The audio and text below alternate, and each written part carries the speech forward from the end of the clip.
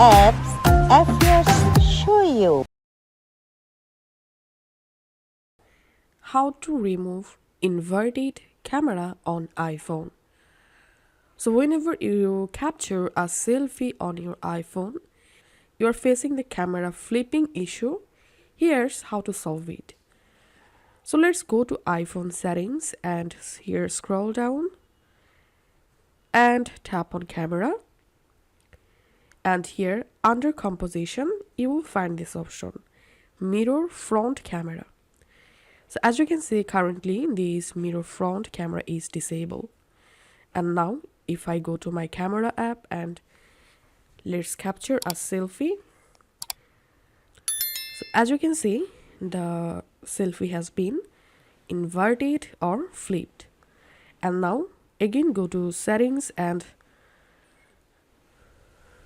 let's turn on mirror front camera. And now let's again take a selfie. And here we can see the result. This photo has been flipped or inverted and this photo is not flipped. So to remove inverted camera, all you have to need just enable mirror front camera. If this video helped you out, please leave a like and leave a comment down below. Thank you for watching.